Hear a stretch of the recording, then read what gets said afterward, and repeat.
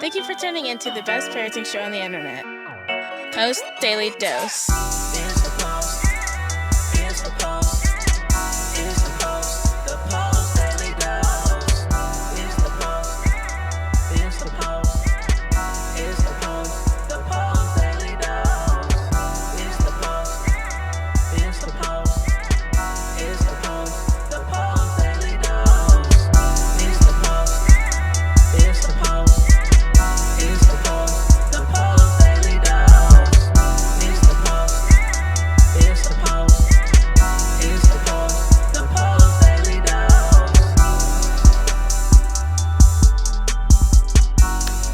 Hey there, Post+Institute. This is Christy Saul, the co-founder, coming at you live. I hope everybody's doing wonderful and ready for another episode of the Post Daily Dose, the best little parenting show on the internet. First, I want to start by plugging these two books real quick. Brian's book, From Fear to Love, that you can get on promotion at feartolovebook.com. Then we have this incredible workbook that goes with that. You can get it as an ebook on postinstitute.com or in print on Amazon. And then this great book, The Great Behavior Breakdown. You can find this book on Amazon as well as postinstitute.com.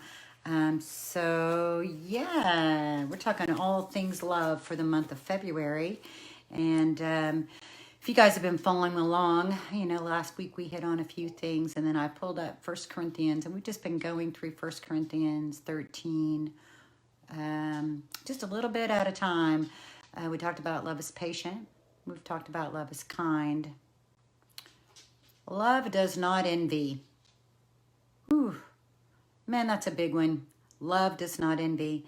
I'll tell you what, I spent a lot of time thinking about envy and what envy does and why, in my opinion, in my humble opinion, it's also talked about as one of the 7 deadly sins, right? Envy, jealousy, it all kind of is in that same arena. And hello, Carrie, it's great to see you. And I see lots of other people watching. Anybody want to say hi? I'd love to say hi back.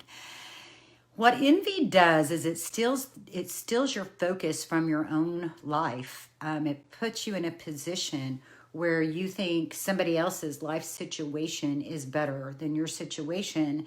And it puts you in a position where you're not gaining the full amount of joy that your life situation has to offer you, and to honor where you've been planted.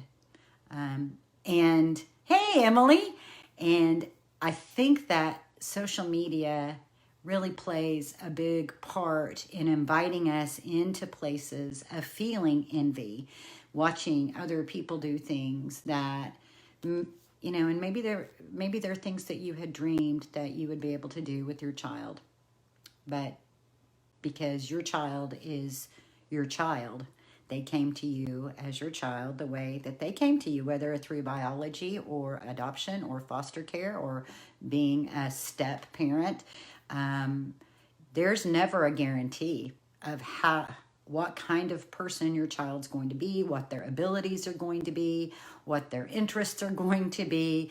And we can easily get tripped up into having envy for other people's lives and the way they're living. And when we do that, that is a killer of our spirit. Oh my gosh, it's a killer of love. It can put us into places of feeling depressed. It can cause us to feel like we're not measuring up, like we're not good enough, when in fact, you are 100% good enough and you've been called to a very unique role. And the more we can embrace the beautiful mess of our own lives, then the more, the richer it can be, you know, the more, I'm trying to step away from using like a word like happy, because that's not it. It's like fulfilled. And as long as we continue to look outwardly and envy others. Now, I will tell you this, something I have found to be very helpful personally. And hey, Mimi, it's so nice to see you. And thank you so much for the compliment. And Mr. Harold, it is beautiful to see you. And I can imagine that you have some wisdom and some theology that could definitely be shared. It's moments like these that I wish we could just, have planned out and be sharing the screen, because I know you've got some deep, rich thoughts on this topic. What I have found for myself personally is envy comes up when I'm also grieving about something that I may wish my life was like, and it's not. But what envy can do is it can be a red flag. It can be a red flag of a warning to go gentle and easy on yourself and your children and your loved ones. It can be a red flag that says there's something I'm not feeling fulfilled about in my life and how things are going. And maybe I can't do it like this person over here is doing it, but I can do it. I can get these same elements going within my own family. And so sometimes when you see things that you find yourself feeling envious about, then maybe it's just a red flag. Maybe it's just, instead of it being like, oh, I shouldn't do that, I'm a terrible, awful, horrible person, I'm sinful, whatever, just let it be a red flag. Let it be something that you say, oh, wait a minute, that's something I would really like to have in my world. Is there a way that I can have a part of it? Or I can do something that's similar, that I can get that same feeling. I can remember going through a little phase where I really envied family game night and seeing all these people getting their kids together and playing these games. And, well, that wasn't something that my child was interested in with me individually, but we did do crafts together, and that was a lot of fun. And when some of her friends would come over, we could do game night like that. And so we didn't necessarily have family game night, but we had like friend game night. And it was very fulfilling. And because if we let those feelings overwhelm us, and that paralyzes us from being able to take action towards the things that we're yearning for. And so love does not envy. And yet we're human, and sometimes we experience that emotion. So let that experience of the emotion simply be a red flag that there may be something I need to process in terms of grieving. There needs to be an expectation that I need to release. There may be an area of growth for me as the adult in this family of things to let go of. Or there may be a way, maybe this is something that I want for my family that I can replicate in a unique way that my family can do it. And saying all of that brought up, I'm going a little bit long, but on our Facebook page, David made a post today. It should be probably right under this. And it says, stop trying to have a happy family. And he's got a picture of him with a big old sticker on his forehead. And the subject line is so like, what are you talking about? I'm going to read just this really great little quote. Family life is supposed to be hard and messy because the purpose of relationship is not happiness, it's transformation. Ooh, that's a game changer, isn't it?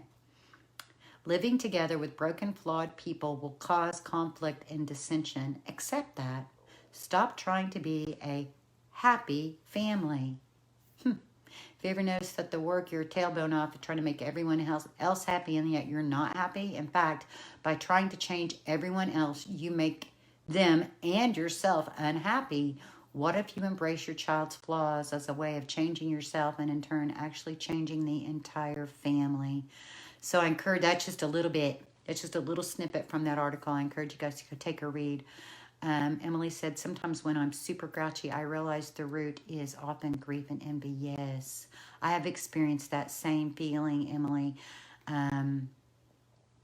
It's that we get too focused outside. And when we do that, we miss the beauty of what we have right in front of us. We miss the beauty of what we have right in front of us. And if you're parenting children who come from tough places,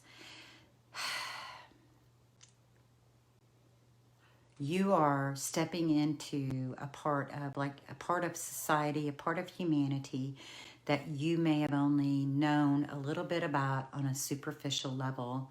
And so you're being called to pour light into darkness. And sometimes that's really big work. And that work doesn't always leave time for and space for, you know, being on the little league team or going to every birthday party. And sometimes the things that we feel like we're missing in our lives are just, they're things that they're just not things that our kids are able to do. Another thing to think about is if those things are things that you really feel called to. I remember talking with a dad, and he was talking about how he really loved going to the like the Christmas parties that the adoption agency would put on. That he found that to be fulfilling to him. It filled his spirit. It filled his heart. It re-energized him for his big purpose in life. But his kids did not like that. And so I feel like as parents, we also have to create space where we're able to do things that give us fulfillment, even if they're things that our kids can't do. We have to have a balance in that, though. I mean, we don't want to just abandon our children to a nanny or a babysitter or whatever so we can be out there doing all the other stuff. So there has to be a balance. And just like I wouldn't want a parent to feel like they have to be tied at home and not getting to have fulfillment in their life. Neither of those extremes is going to be the best scenario.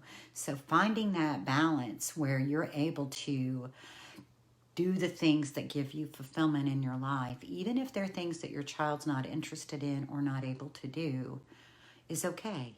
As long as you keep that balance where you are still engaging with them in the things that you guys can do together. Mr. Harold says, this work is what ministry is like in the field, outside the church. Indeed. Indeed. This is a ministry, isn't it? It's a calling.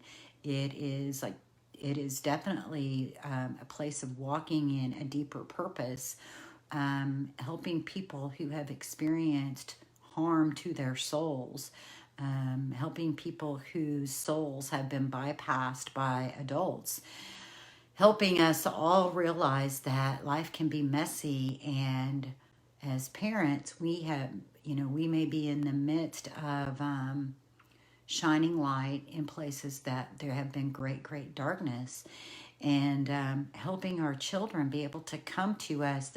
I also posted a podcast or a daily dose that Brian did several months ago that just, when I went back and re-listened to it, it just really grabbed me.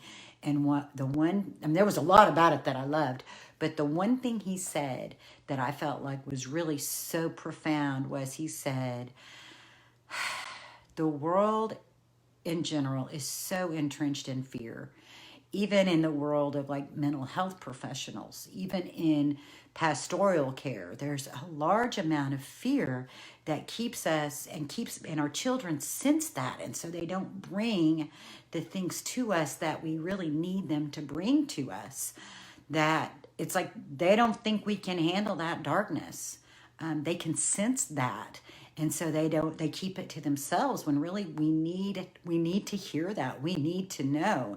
And so he explained it. He said, I do my work by looking for the pain, by looking where the pain is and asking the question. And he was talking about a young lady that he had gone to do an interview with about this program that he offers. And he says, she's been in therapeutic services for over 3 years. And nobody knew that she had been sexually abused. Even her parents didn't know that she had been sexually abused. And in 20 minutes of conversation, and Brian, in his way of just listening and being attuned and having this kind of gentleness in his spirit and asking, have you ever been sexually abused? And the little girl starts crying and says yes. And maybe she had written it on a piece of paper somewhere in an interview someplace, filling out forms, or maybe no one had just come right out and asked. Sometimes we don't ask those questions, the questions that most need to be asked. So that is a lot to think about for tonight. I pray you guys are able to step into those places of darkness with your children so that they don't have to be in those places alone. Being willing to just be present, emotionally present during those difficult times is so valuable. Love does not envy. And yet I know sometimes we feel the feelings of envy, and that means that we are stepping into a place of fear. So just simply letting that be a red flag. Love is patient. When we begin getting impatient, know that we have stepped into fear. Love is kind. When we start spewing our stress on our children, being unkind, that means that's a red flag that we've stepped into fear. Love does not envy. When we start envying, it simply is a red flag that we've stepped into fear. It's a good reminder. At any moment, we can act out of those blueprints of stress and fear and overwhelm. Any of us, at any time, the world is inundated with fear. Or we can take 1 to 2 to 3 deep breaths, and we can choose love. Much love to you guys. I hope you have a blessed evening. If you've not already done so today, at some point this evening, set aside all the stuff you've been worried about, all the things you've been fretting about, trying to teach about, trying to fuss about, all the racing thoughts in your mind. Just press pause on it all and spend 30 minutes to an hour just loving on your kids, enjoying them, play with them, relax with them. Let them see the love you have for them shine from your eyes, and let them feel it emanate from your entire being. They are precious. They are adorable. They are remarkable. And your love makes all the difference. Much love to you guys. See y'all tomorrow.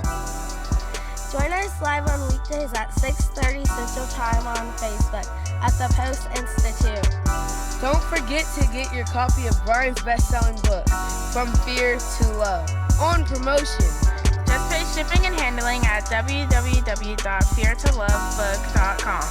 That's www.feartolovebook.com.